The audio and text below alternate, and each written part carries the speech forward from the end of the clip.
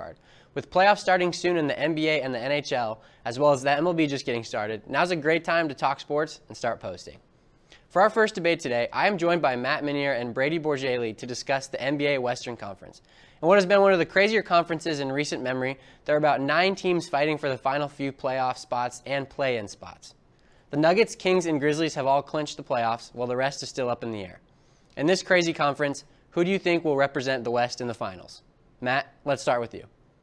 I got 3 words for you, Brady. Light the beam, baby. I think this Kings team, I think they're ending their 20-something year playoff drought this year. They've already clinched the playoffs, and they're playing as well as anybody right now. They're sitting at the 3 seed right now. Could get up to the 2 possibly, but it's very unlikely, especially after losing yesterday to the Spurs. We won't talk about that. But they could have got within 1 yesterday if they would have won that game with the Grizzlies, who is your pick. But yeah, I really like this Kings team. They got the best offense in the league, averaging 121 points per game, and we've seen that their fans just show out at every home game. And I think they're gonna get at least in the first round, they're gonna be playing at home, which is gonna be huge for them. I do love the Kings. I think they're a really good team and a really good story. I'm gonna have to go with the Memphis Grizzlies as my pick to win the Western Conference. In my opinion, out of all the teams in the West, last year the Nuggets were pretty banged up. The Suns, they have a completely new roster. The Kings don't have much playoff experience. I think, honestly, even though they're a young core, the Grizzlies have more playoff experience than every team but the Warriors. And I think that's going to play a major factor in when it comes playoff time.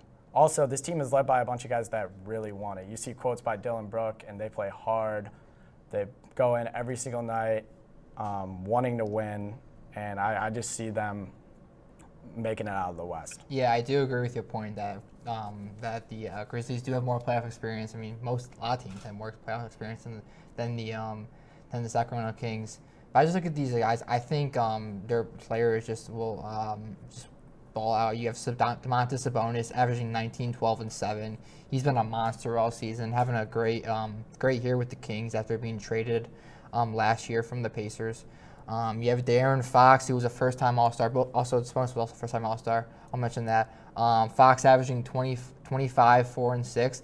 I think that the Kings have the guys to go up with anybody in the Western Conference. You have like the Nuggets.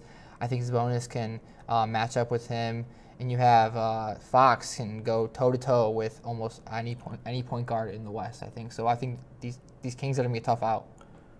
I love the Grizzlies because I think, honestly, they're the most complete team in the West, led by Ja Morant, obviously. But when he was out with his suspension, they were able to go 7-7 without him. Last year, he was hurt for a while, and they had a record like 22-5 against him. They went on some crazy run.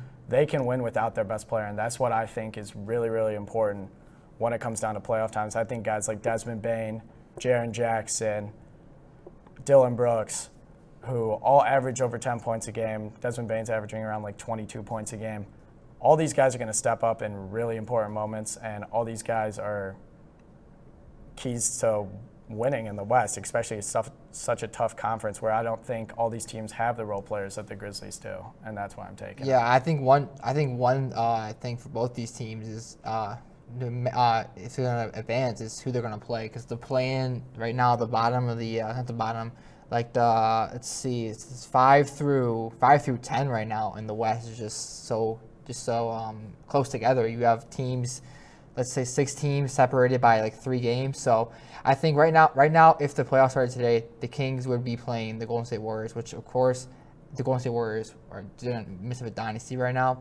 They won it last year, but I think if the Kings were to play the Warriors have one of the worst road records in the league, 9 wins and 30 losses. That's only a few games better than some of the worst teams like the Spurs and the Rockets and the Pistons. So I think if they were to play the Warriors, I think they could possibly win that series against them. But like I said, it's just the West is so it's more top heavy, I'd say, than years past. It's not as strong as years past, but I think any of these teams could knock any of these teams off. So it'll be an important matchup for, I think, the Kings.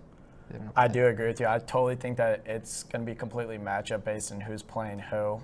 I mean, we can't tell who the Grizzlies are going to play because of the plan right now, but I just think because of their depth and their heart, especially from players like Dylan Brooks, who isn't the most popular at times, they just want to win more than any other team, and that's why I have them winning. Yeah, right now, if the Lakers were to stay at the 7th seed, they would be playing the Grizzlies, and LeBron and AD, they're two of the best players in the league. So I mean, I think both of these teams have tough outs, but I think the Kings are the team out of the West that can come out even ahead of the Denver Nuggets and the Memphis Grizzlies.